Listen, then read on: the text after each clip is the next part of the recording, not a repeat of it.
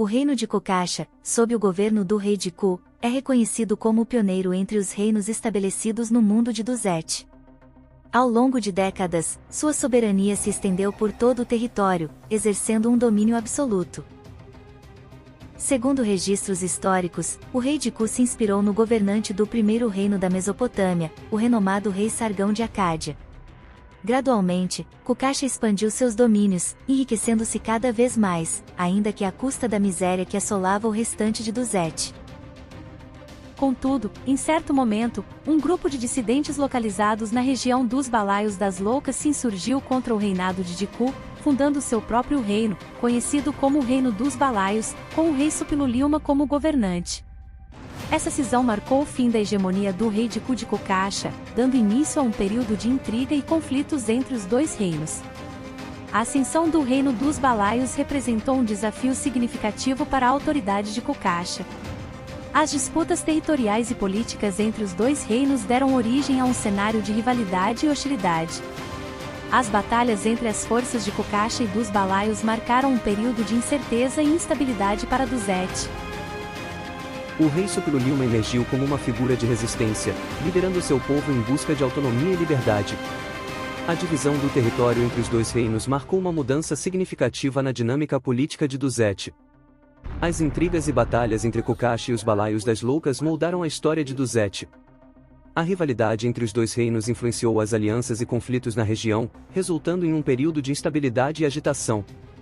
A competição pelo controle do território e dos recursos alimentou o conflito entre as duas potências emergentes. À medida que Kukasha e o reino dos Balaios se confrontavam, a sociedade de Duzet foi impactada pelas consequências dessas disputas. A divisão do povo entre os seguidores do rei de Ku e os partidários do rei Suppiluliuma gerou divisões profundas na população, exacerbando as tensões e conflitos.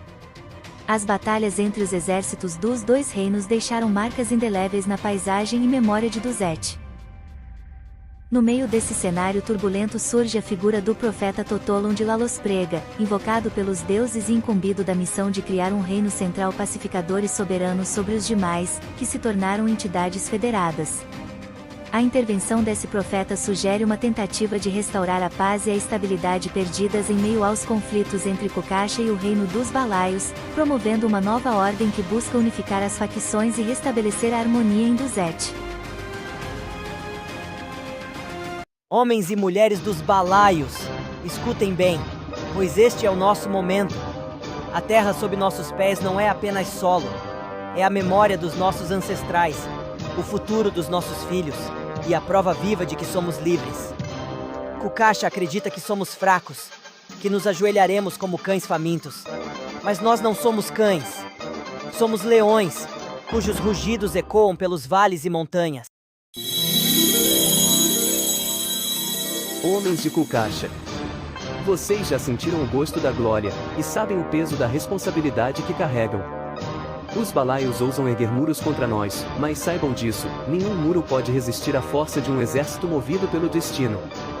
Este território não é deles. Foram os Balaios que profanaram nossas fronteiras, que roubaram a terra que foi prometida pelos céus a nossos reis e deuses. Eles clamam liberdade, mas o que são senão usurpadores covardes que se escondem atrás de sua falsa bravura? Está devastado, com corpos espalhados entre armas quebradas e estandartes caídos.